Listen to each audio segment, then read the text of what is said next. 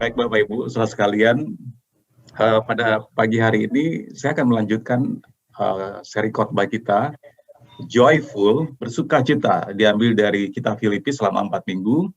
Dan kita sudah belajar minggu pertama, berarti 3 minggu yang lalu, bagaimana kita bisa bersukacita di dalam penderitaan kita, di dalam pandemi yang masih berlangsung sampai hari ini, seharusnya tidak membuat kita hilang sukacita.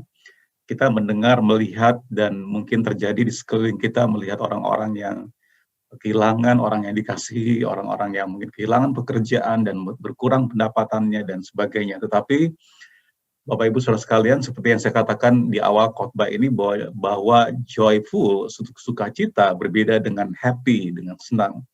Kalau happy berdasarkan what happened to us, apa yang terjadi dari luar ke dalam diri kita. Waktu kita punya rumah baru, mobil baru, baju baru, makan enak, dan sebagainya, kita bisa rasa happy. Tapi kalau joyful, sukacita, itu dari dalam keluar. Ya, sesuatu yang tidak ditentukan oleh sekeliling kita, tetapi karena apa yang terjadi dalam hati kita. Dan kita tahu bahwa Roh Kudus, kalau Tuhan tinggal dalam diri kita bersukacita bukan hanya karena hal yang lahiriah, tapi sukacita kita seharusnya tidak tergantung oleh situasi dan keadaan. Dan kenapa kita bisa bersukacita? Karena kita tahu ketika kehidupan kita berakhir, kita bersama-sama dengan Tuhan Yesus di surga yang kekal dan bahagia. Inilah sukacita kita yang tidak tergantung oleh keadaan. Jadi dalam penderitaan kita, di tengah-tengah masalah, Bapak Ibu Saudara sekalian, saya percaya bahwa ketika kita melihat kepada Tuhan, melihat pada firman-Nya, kita percaya bahwa Roh Kudus tinggal dalam kehidupan kita, kita bisa tetap bersukacita di tengah-tengah pandemi yang ada pada saat ini. Dan minggu lalu kita sudah belajar, kita bisa bersukacita juga dalam hubungan-hubungan yang kita bangun. Dan kita belajar minggu lalu bahwa kita bersukacita karena ada Tuhan Yesus dalam setiap hubungan itu. Dalam hubungan berkeluarga, suami istri, kita bisa bersukacita karena Tuhan ada di situ. Dalam kehidupan pertemanan atau relasi Bapak Ibu Saudara sekalian dengan rekan kerja atau relasi bisnis atau teman-teman di sekolah, di kampus, kita tahu kalau hanya happy-happy saja, kita bisa ketawa ke TV, kita bisa hang out, kita bisa joke, dan sebagainya. Itu semua bagus juga untuk jiwa, sehat jiwa, tetapi tanpa ada Tuhan di dalamnya, saya merasa itu sia-sia atau percuma, karena kita tahu setiap orang yang tanpa Tuhan, mereka akan meninggal dan mereka tidak akan bersama-sama dengan Tuhan. Kita akan kehilangan mereka sebenarnya. Jadi kita bisa bersukacita dalam setiap hubungan karena Tuhan Yesus ada di situ. Nah, kali ini minggu ketiga, kita bersukacita waktu kita mengejar Tuhan. Artinya mengejar Tuhan itu dalam pencarian kita, dalam ibadah kita kepada Tuhan, kita bisa bersukacita. Nah, saya katakan tadi selama 4 minggu diambil dari kitab Filipi, karena Filipi itu ada 4 pasal. Jadi minggu pertama pasal pertama, minggu kedua pasal kedua, kali ini kita ada di minggu ketiga, kita akan melihat di pasal ketiga, teks kita dari Filipi pasal 3 ayat 1 sampai 16. Saya mengajak Bapak Ibu Saudara sekalian untuk membuka Alkitabnya, karena saya tidak menyediakan di presentasi di layar Bapak Ibu Saudara sekalian, dan saya memang sengaja agar mendorong Bapak Ibu Saudara bergaul karib atau terbiasa untuk membaca Alkitab cetak. Ya, karena kalau kita baca Alkitab di gadget, banyak gangguan ya, WA, update, dan seterusnya, promosi bisa masuk ya. Tapi kalau kita baca kitab cetak, lebih minimal gangguannya. Baik, saya akan bacakan dari Filipi pasal 3 ayat 1 sampai 16. 1a, Filipi pasal 3 ayat 1a di dalam Alkitab Bapak Ibu Saudara sekalian dikatakan, akhirnya saudara-saudariku bersukacitalah di dalam Tuhan. Ya, saya katakan ada sekitar 16 kali kata sukacita, bersukacita itu ada dalam kitab Filipi. Lalu di ayat 1b dikatakan, menuliskan hal ini lagi kepadamu tidaklah berat bagiku dan memberi kepastian kepadamu. Hati-hatilah terhadap anjing-anjing, hati-hatilah terhadap pekerja-pekerja yang jahat, hati-hatilah terhadap penyunat-penyunat yang palsu, karena kitalah orang-orang bersunat yang beribadah oleh Roh Allah dan bermegah dalam Kristus Yesus dan tidak menaruh percaya pada hal-hal lahiriah. Sekalipun aku juga ada alasan untuk menaruh percaya pada hal-hal lahiriah, jika ada orang lain menyangka dapat menaruh percaya pada hal lahiriah, aku lebih lagi. Disunat pada hari ke-8 dari bangsa Israel, dari suku Benyamin, orang Ibrani asli, tentang pendirian terhadap hukum Taurat, aku orang Farisi, tentang kegiatan aku penganiaya jemaat, tentang kebenaran dalam mentaati hukum Taurat, aku tidak bercacat, tetapi apa yang dahulu merupakan keuntungan bagiku, sekarang kuanggap rugi karena Kristus. Malahan segala sesuatu kuanggap rugi karena pengenalan akan Kristus Yesus Tuhanku, lebih mulia daripada semuanya. Oleh karena dialah aku telah melepaskan semuanya itu dan menganggapnya sampah, supaya aku memperoleh Kristus. Dan berada dalam dia bukan dengan kebenaranku sendiri karena menaati hukum Taurat, melainkan dengan kebenaran karena kepercayaan kepada Kristus, yaitu kebenaran yang Allah anugerahkan berdasarkan kepercayaan. Ayat 10, yang kukendaki ialah mengenal dia dan kuasa kebangkitannya, dan persekutuan dalam penderitaannya, di mana aku menjadi serupa dengan dia di dalam kematiannya, supaya aku akhirnya beroleh kebangkitan dari antara orang mati. Bukan seolah aku telah memperoleh hal ini, atau telah sempurna, melainkan aku mengejarnya. Kalau aku dapat juga menangkapnya, karena aku pun telah ditangkap oleh Kristus Yesus. Saudara-saudara, aku sendiri tidak menganggap bahwa aku telah menangkapnya, tetapi ini yang kulakukan, aku melupakan apa yang telah di belakangku dan mengarahkan diri kepada apa yang di hadapanku. Dan berlari-lari kepada tujuan untuk memperoleh hadiah, yaitu panggilan surgawi dari Allah dalam Kristus Yesus. Karena itu marilah kita yang sempurna berpikir demikian, dan jikalau lain pikiranmu tentang salah satu hal itu akan dinyatakan Allah juga kepadamu. Tetapi baiklah tingkat pengertian yang telah kita capai, kita lanjutkan menurut jalan yang kita telah tempuh. Nah, Bapak Ibu Saudara sekalian, di dalam kitab Filipi ini ada sekitar 14 kali dikatakan bersukacitalah di tengah-tengah Rasul Paulus. Kita tahu Filipi ini ditulis oleh Rasul Paulus ketika dia ada di dalam penjara di Roma. Dia lagi menanti eksekusi hukuman matinya. Dan dalam suratnya ini kalau kita mempelajari, sebenarnya Paulus masih berharap bahwa dia akan dilepaskan dan bisa mengunjungi jemaat di Filipi. Tetapi ketika dia melihat keadaannya bahwa kelihatannya tidak dilepaskan dari penjara dan tetap dia akan dieksekusi, dan dia menulis surat kepada jemaat di Filipi ini. Dan kita tahu penjara waktu itu di bawah tanah, minim cahaya, hanya ada satu lubang di atas untuk transportasi makan minum, minim sanitasi, gelap, dingin. Tapi di tengah-tengah penderitaan itu Rasul Paulus menuliskan kepada jemaat di Filipi untuk bersukacita. Nah, itu sebabnya kenapa kita belajar kitab Filipi ini, seri khotbah dari kitab Filipi, karena sesuai dengan keadaan kita pada hari ini, di tengah-tengah masalah yang masih terjadi, Bapak Ibu Saudara sekalian, seharusnya tidak mengambil sukacita kita. Karena Tuhan dan Roh Kudus ada dalam diri Bapak Ibu Saudara dan saya. Nah, kita bisa melihat sebentar latar belakang Rasul Paulus. Dia dikenal dengan nama Ibrani Saul dari Tarsus. Tarsus adalah suatu daerah di Kilikia. Kilikia itu Turki sekarang. Dia seorang rasul Kristen, meskipun bukan salah satu dari 12 rasul. Kita tahu Rasul Paulus ini tidak menjadi bagian 12 murid Yesus. Dia menyebarkan ajaran Tuhan Yesus di dunia pada abad pertama. Secara umum dianggap sebagai salah satu tokoh terpenting zaman para rasul. Dan ia mendirikan beberapa komunitas Kristen di Asia Kecil, jemaat-jemaat di Filipi, Efesus, Tesalonika, Korintus, dan sebagainya, dan sebagian di Eropa, dari pertengahan tahun 30 sampai pertengahan 50 Masehi. Nah, Rasul Paulus sering dianggap sebagai orang terpenting setelah Tuhan Yesus, ya. Jadi orang terpenting setelah Tuhan Yesus dalam sejarah kekristenan. Di zamannya sendiri, meskipun dia tokoh utama dalam gerakan Kristen, kita tahu dalam Perjanjian Baru ada 27 buku, dan sekitar 14 buku, ada yang mengatakan 13 buku, 14 buku itu kontribusinya Rasul Paulus. Ya, jadi wajar kalau jika dikatakan dia orang terpenting nomor 2 setelah Tuhan Yesus dalam sejarah kekristenan. Nah, meskipun dia tokoh utama dalam gerakan kekristenan pada waktu itu, sampai ya kita belajar sejarah, kita percaya sampai hari ini, dia memiliki banyak musuh, dan orang-orang yang tidak setuju dengan dia, bahkan orang-orang yang mencela dia, dan orang sezamannya mungkin tidak memberikan rasa hormat kepada rasul yang lain, seperti Rasul Petrus, yang mengalami sendiri perjumpaan, bergaul karib, makan, minum, tidur, menangkap ikan bersama-sama dengan Tuhan Yesus, atau Rasul Yakobus, saudaranya Tuhan Yesus.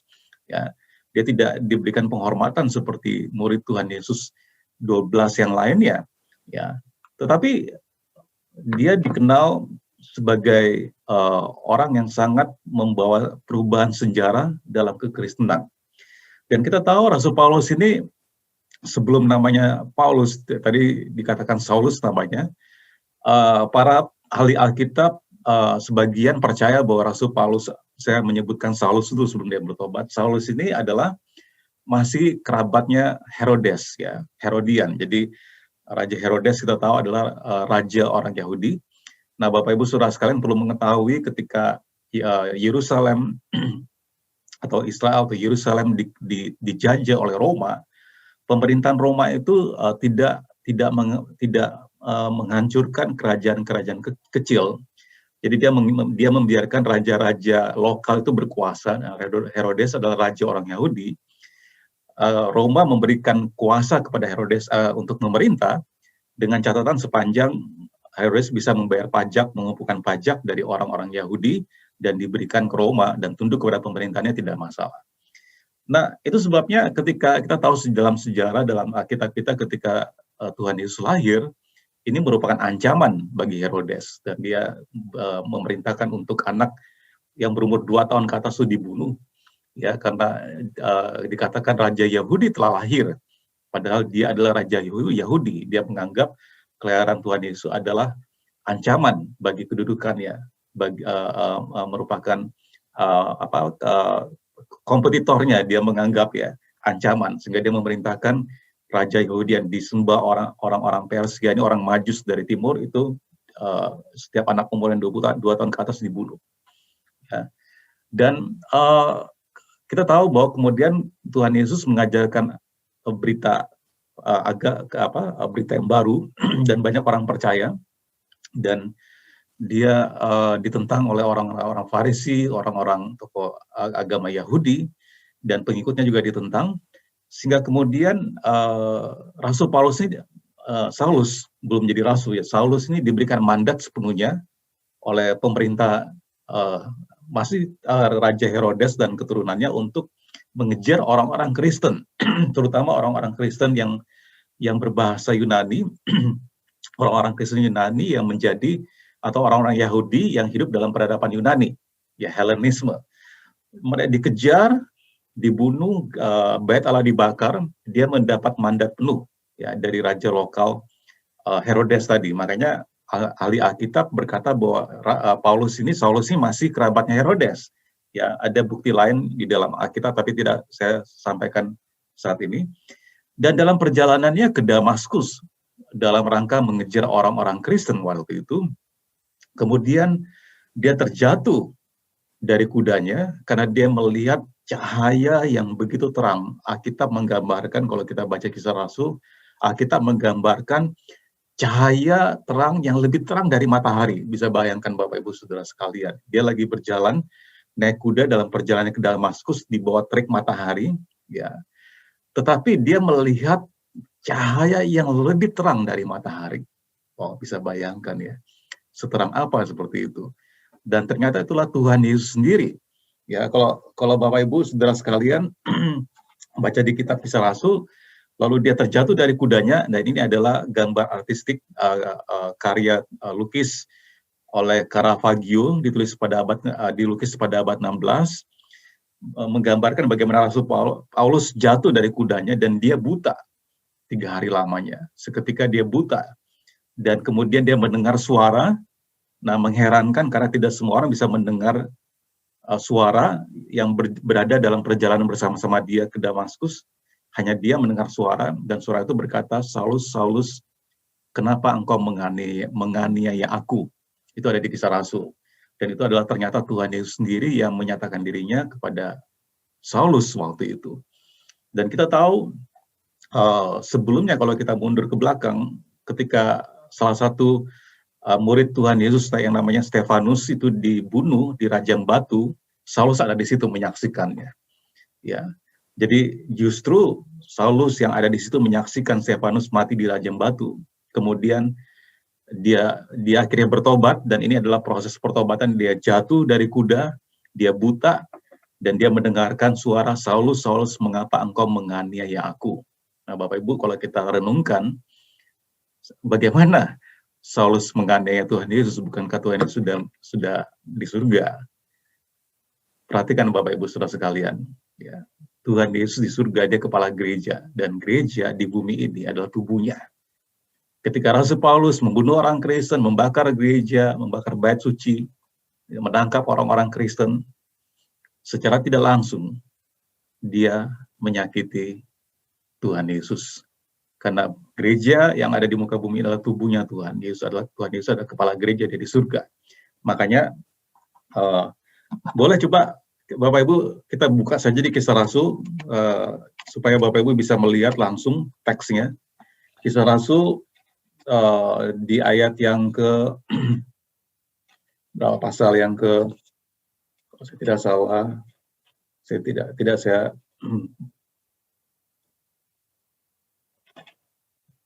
ya, di pasal 9 ya. Kisah Rasul pasal 9, ini kita lihat pertobatannya Saulus. Kisah Rasul pasal 9. Saya bacakan, sementara itu berkobar-kobar hati Saulus untuk mengancam dan membunuh murid-murid Tuhan. Ia menghadap imam besar.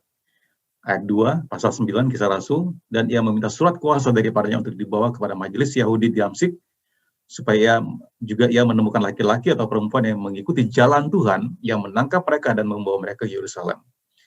Ayat 3, dalam perjalanannya ke Damsyik, ya, ke Damsyik di Damaskus ya, ketika ia sudah dekat kota itu, tiba-tiba cahaya memancar dari langit mengelilingi dia. Ia rebah ke tanah, dan kedengarannya olehnya suatu suara yang berkata kepadanya, "Saulus, Saulus, Saulus, mengapa engkau menganiaya aku?" Ya, Bapak Ibu perhatikan di ayat yang keempat ya. Lalu ayat kelima, Kisah Rasul 9 ayat 5, jawab Saulus, "Siapakah engkau Tuhan?"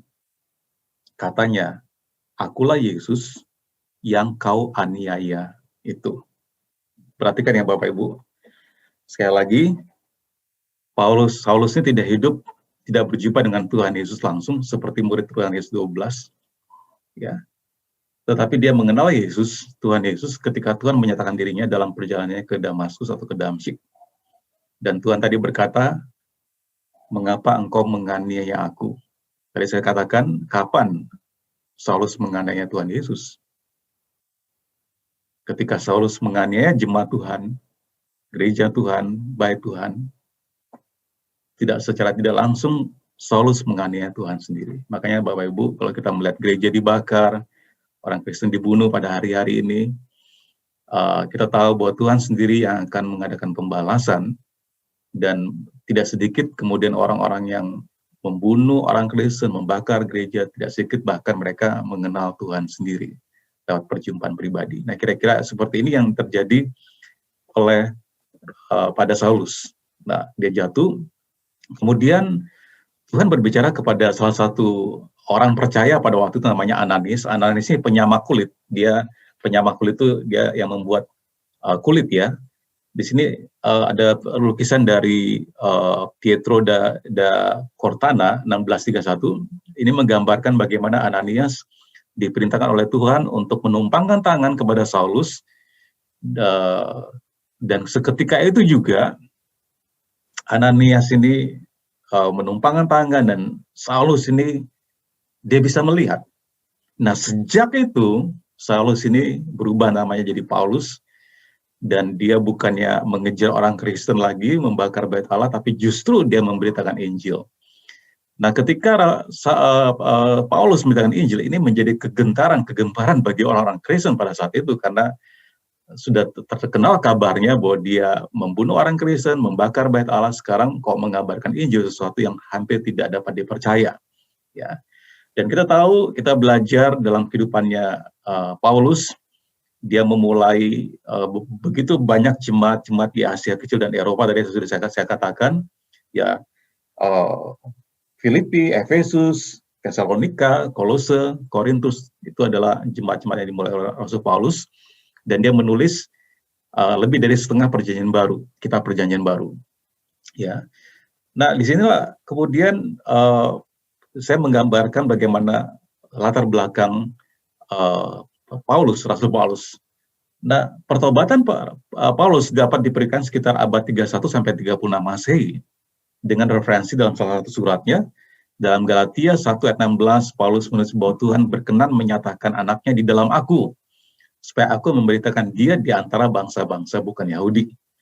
Dan dalam 1 Korintus 15 ayat 8, ketika ia memberi urutan bagaimana Tuhan Yesus menampakkan dirinya kepada murid-muridnya setelah kebangkitannya, Paulus menulis, aku yang terakhir dari semuanya, ya, tentang seseorang yang lahir sebelum waktunya, ia menampakkan diri kepada saya juga. Jadi Rasul Paulus mengatakan, Tuhan ini tidak hanya menampakkan dirinya kepada murid-muridnya, tapi juga setelah bangkit, Tuhan menampakkan diri juga kepada, kita tahu, kepada Yohanes, Petrus, dan murid-muridnya lagi berkumpul, dan juga di dalam Korintus dikatakan menampakkan dirinya kepada sekitar 500 orang sekaligus, tapi juga Tuhan menampakkan dirinya kepada Paulus. Dia mengatakan orang yang terakhir, ya, dari semuanya, seperti bayi yang belum lahir pada waktunya. Dia mengatakan itu di dalam 1 Korintus 15 ayat 8. Nah, ini penting Bapak Ibu Saudara sekalian, saya sedang menata latar belakang poin yang saya ingin sampaikan. Nah, itu sebabnya tadi kalau kita melihat reputasinya Paulus, dia mengadakan pembelaan dirinya di sini di Filipi pasal 3, dia mengatakan sekalipun aku juga ada alasan untuk menaruh percaya pada hal lahiriah. Ya. Jika ada orang lain menyangka dapat menaruh percaya pada hal lahiriah, aku lebih lagi, dia mengatakan, disunat pada hari ke-8. Sunat asli adat orang Yahudi, bayi setelah umur 8 hari disunat, disapi disunat ya. Dari bangsa Israel, dari suku Benjamin. Papa mamanya Yahudi, ayah ibunya Yahudi Tulen, ya, orang Ibrani asli. Tentang pendirian terhadap hukum Taurat, aku orang Farisi. Bapak Ibu, orang Farisi, mereka punya 613 perintah yang harus ditaati. Bukan hanya 10 perintah, 10 perintah Allah, tapi 613 perintah yang harus ditaati sebagai orang Farisi. Yang menjaga adat istiadat, ya, yang menjaga begitu banyak peraturan dalam ibadah mereka kepada Tuhan. Nah, di sini Rasul Paulus mengklaim bagi orang Farisi, bagi terhadap hukum Taurat, aku orang Farisi. Bayangkan dia memelihara 613 peraturan dalam kehidupannya, tidak bercacat. Lalu di ayat yang ke-6 dikatakan tentang kegiatan, aku penganiaya jemaat. Tentang kebenaran dalam menaati hukum Taurat, aku tidak bercacat. Ya, tetapi, nah ini dia klimaksnya. Ya, tetapi segala atribut, segala title, reputasi, pencapaiannya, kehebatannya, ya, dia mengatakan apa yang dahulu merupakan keuntungan bagiku sekarang kuanggap rugi karena Kristus.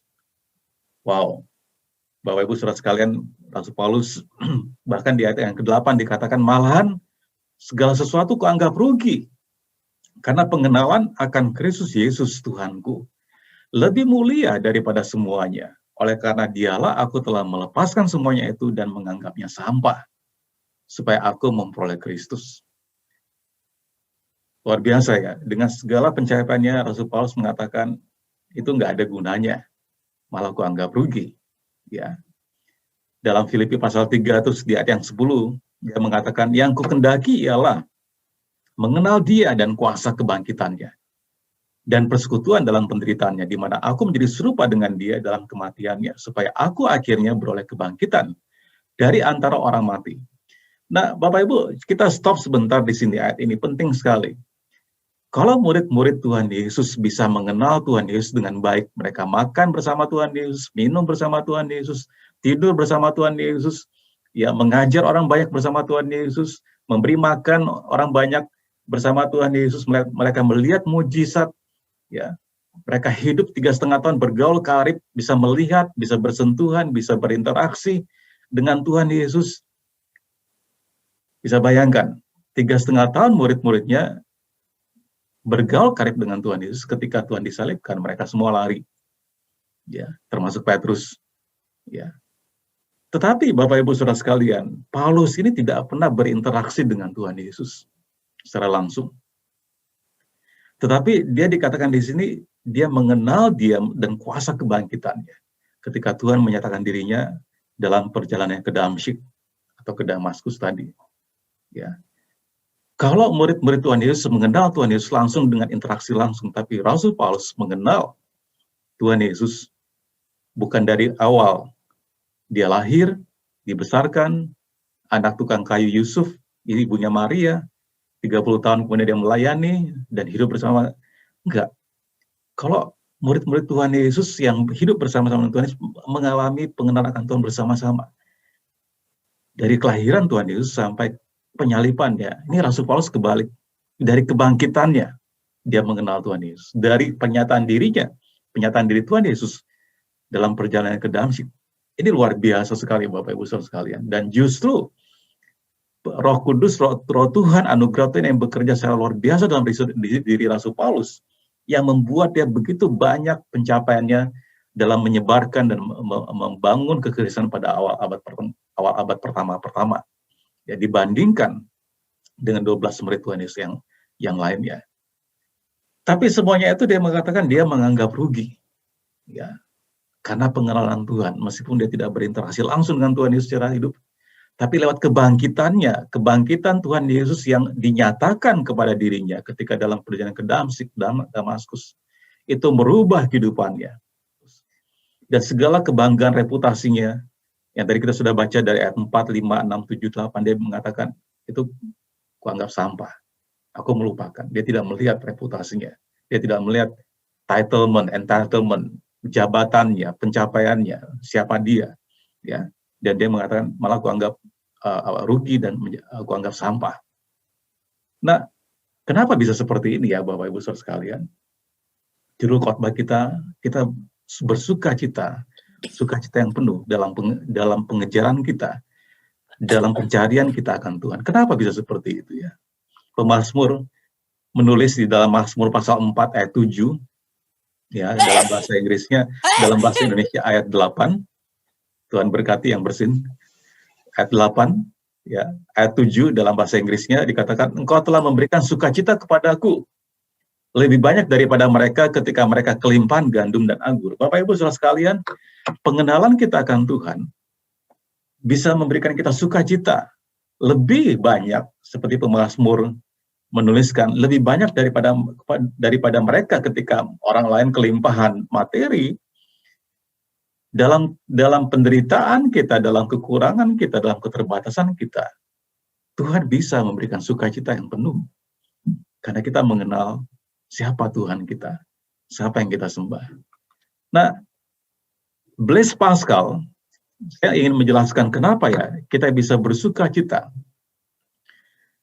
Meskipun orang lain lebih kelimpahan daripada kita. Blaise Pascal mengatakan demikian, Bapak Ibu. Ini penjelasannya. Blaise Pascal ini fisikawan yang menemukan hukum Pascal. Kalau Bapak Ibu belajar fisika, ada hukum Pascal. Dia mengatakan seperti ini.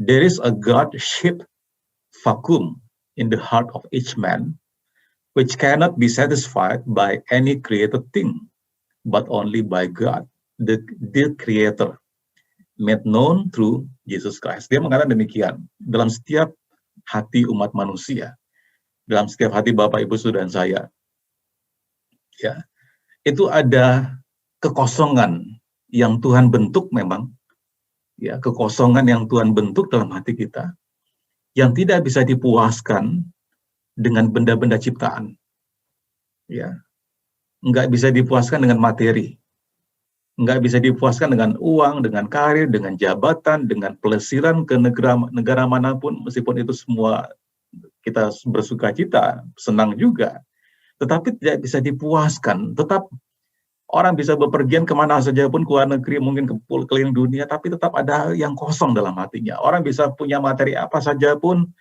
tinggal di rumah yang baik, kendaraan yang baik, makan enak, pakaian enak, tapi tetap ada yang kosong dalam hatinya. Ya, karena itu memang Tuhan yang ciptakan kevakuman itu. Ya, yang Tuhan memang ciptakan supaya ketika Tuhan masuk melalui pribadi Yesus Kristus, hati yang kosong itu menjadi penuh. Nah, ini menjelaskan, saya kembali ke slide sebelumnya, kenapa pemazmur tadi mengatakan, Engkau telah memberikan sukacita kepadaku lebih banyak daripada mereka ketika mereka kelimpahan gandum dan anggur. Di tengah-tengah mungkin kita, jika membandingkan diri kita dengan orang-orang lain yang lebih kelihatannya lebih happy, karena mereka kelihatannya punya segalanya, mereka tidak kekurangan, mereka mungkin lebih baik hidupnya dari Bapak, Ibu, Saudara, dan saya, mereka bisa enjoy life. Tapi percaya atau tidak Bapak, Ibu, Saudara sekalian, dalam hati mereka ada kekosongan. Sampai Tuhan Yesus bisa masuk ke dalam hatinya. Nah, seorang Taipan di Singapura namanya Philip Ng Thi Tat, ya, ini termasuk orang terkaya di Singapura. Kekayaannya diperkirakan 167 triliun. Itu banyak ya Bapak Ibu, 167 triliun kekayaannya. Dia pengusaha properti di Singapura. Ya. 1 triliun itu banyak loh, 1 triliun itu 1.000 miliar. Dan 1 miliar itu 1.000 juta. Jadi bisa bayangkan kalau kekayaannya 167 triliun. Ini super kaya. Orang Singapura super kaya. Mungkin kalau di Indonesia ini Hartono yang punya BCA atau Sampurna. Ya. Dia mengatakan demikian, ya, knowing Jesus is more important than having a lot of money. Mengenal Yesus itu lebih penting daripada memiliki uang yang banyak. Karena dia tahu, dia mengalami.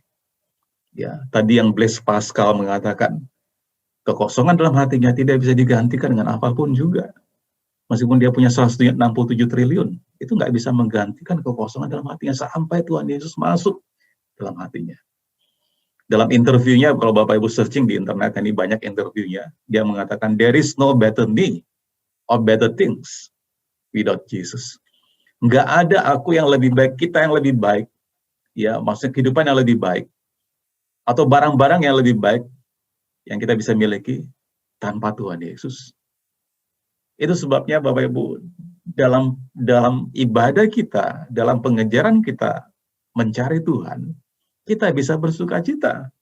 Seperti pemazmur tadi mengatakan, Tuhan bisa memberikan sukacita kita melimpah, joyful, penuh dengan sukacita. Meskipun orang lain kelimpahan gandum. Ya, karena pandemi ini Bapak Ibu Saudara, kita tidak akan pernah melihat pemandangan seperti ini. Ini apa nih?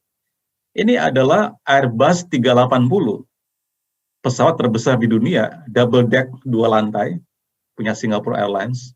Karena pandemi, traveling dibatasi, tidak ada orang mau bepergian karena ketakutan semua. ini pesawatnya tuh diparkir di mana, Bapak Ibu? Diparkirnya di padang gurun di Alice Springs, Australia. Karena nggak bisa terbang. Siapa yang mau terbang? Nggak ada orang yang mau pergian di tengah-tengah pandemi. Ya hanya sedikit yang dioperasikan. Kita nggak pernah melihat pemandangan seperti ini. Ini Airbus 380 diparkir di padang gurun Alice Springs, Australia. Karena kalau diparkir di Changi, memenuhi tempat kan, diparkir di tempat lain. Kita nggak akan pernah melihat pemandangan seperti ini kalau bukan karena pandemi COVID. Ya, kita juga tidak pernah melihat pemandangan seperti ini. Ini adalah kapal-kapal pesiar yang juga diparkir ya di Teluk Manila. Ini foto diambil tanggal 31 Mei 2020. Karena berhenti semua pariwisata, semua orang nggak bepergian. Pada malam hari, Bapak Ibu sudah ada foto yang lain, malam hari ini lampu kapalnya nyala, mesinnya nyala, tapi nggak kemana-mana dia, karena untuk maintenance dan ada kru yang membersihkan, merawat kapal itu, dan sempat dijuluki ghost ship, ya, kapal pesiar hantu. Maksudnya tengah malam ada dia nyala tapi nggak kemana-mana gitu. Ya, kita nggak akan pernah lihat pemandangan seperti ini, ya, karena pandemi. Makanya kalau kita bersuka cita karena hal-hal yang lahiriah, materi, itu hanya sementara, karena semua itu akan berakhir. Ya, kenapa kita bisa bersuka cita melebihi dari orang-orang lain yang, karena kita tahu Bapak Ibu, kayak Rasul Paulus tadi mengatakan, karena kita akan bersama-sama dengan Tuhan. Kalau yang lain-lainnya itu Tuhan berkati kita, bisa bepergian ke luar negeri, kita bisa punya rumah baik, kendaraan baik, keluarga yang baik, semuanya, itu bonus. Tapi sukacita kita yang sejati, karena Tuhan ada dalam diri kita. Dan Tuhan memberikan hidup yang kekal. Kita bisa bersukacita. Lalu apa yang harus kita lakukan? Saya akan menutup dalam 10 menit lagi, saya akan selesai. Apa yang harus kita lakukan? Ya, ada 3 poin. Yang pertama, lupakan apa yang ada di belakang. Lupakan yang ada di belakang bukan hanya hal-hal yang buruk, Bapak Ibu, tapi juga pencapaian, prestasi, perolehan, ya, penghargaan, sukses di masa lalu. Bolehlah kita lihat sebentar ya, tapi kita nggak bisa tinggal di masa lalu. Kita harus lihat ke depan. Nanti saya akan jelaskan apa yang saya maksudkan. Lupakan apa yang di belakang. Karena Rasul Paulus mengatakan, lalu di ayat 13 saya katakan, Filipi pasal 3, kita ada di pasal 3 Filipi, ayat 13 dia mengatakan, saudara-saudara, aku sendiri tidak menganggap bahwa aku telah menangkapnya. Tapi ini yang kulakukan. Aku melupakan apa yang telah di belakangku, dan mengarahkan diri kepada apa yang ada di hadapanku. Kepada apa yang di hadapanku. Forgetting what lies behind. Bapak Ibu, saudara sekalian, di tahun 2020 mungkin meninggalkan kesan yang dalam kehidupan kita semuanya. Ya, tadi seperti saya katakan, ada sebagian orang yang kehilangan orang yang dikasih di tahun 2020. Sebagian orang kehilangan pekerjaannya, berkurang pemasukannya, kesempatannya hilang, promosinya mungkin hilang, dan sebagainya. Tapi juga mungkin 2020 kita bisa melihat mungkin sukses juga. Di tengah-tengah pandemi, Bapak Ibu mengalami pencapaian, perolehan, promosi, dan sebagainya. Tapi kita lupakan itu semuanya. Boleh diingat sebentar, tapi kita tidak hidup di masa lalu. Karena kita terperangkap di masa lalu. Baik itu penyesalan untuk hal yang tidak baik, maupun kebanggaan untuk hal yang baik. Boleh dilihat ke belakang, tapi kita tidak hidup di belakang. Rasul Paulus mengatakan, aku melupakan apa yang di belakang. Dia melupakan dengan semua tadi reputasinya. Orang Yahudi suku Benjamin terhadap Taurat, dia orang Farisi, penganiaya jemaat, dia tidak membanggakan semuanya itu. Kalau kita kontekstualkan, kalau saudara mahasiswa di sini, ya IP 4,0 itu yang lalu, udah jangan lihat di situ lagi. Ya, atau lulusan terbaik, atau mungkin Bapak Ibu punya pencapaian terbaik di tahun 2020, dipromosi, ya, mendapat bonus dan sebagainya, dan sebagainya, bukan hanya hal yang buruk, tapi hal yang baik, lupakan. Boleh dilihat sebentar untuk dikenang, tapi lihat ke depan. Apa yang Tuhan akan lakukan di tahun 2021 lebih besar daripada apa yang Tuhan bisa lakukan di tahun 2020. lupakan apa yang di belakang. Yang kedua, mengarahkan diri kita pada apa yang ada di depan. Strain forward to what lies ahead. Strain ini seperti kita memegang, ya agak terjemahannya agak susah di bahasa Indonesia. Strain forward itu berarti kita fokus, memegang, merengkuh, mencengkram di depan kita, apa yang ada di depan kita. Saya mengarahkan diri karena sesuai dengan firman Tuhan, mengarahkan diri pada apa yang ada di depan. Karena di ayat 13 dikatakan tadi, mengarahkan diri kepada apa yang ada di hadapanku. Bapak Ibu saudara sekalian, kalau Bapak Ibu nyetir mobil, ada banyak cermin ya. Kiri kanan spion, lalu ada spion di tengah dalam ruangan. Bapak Ibu, kalau Bapak Ibu nyetir mobil atau nyetir kendaraan bermotor, melihat spion terus, apa yang terjadi? Bapak Ibu akan tabrak.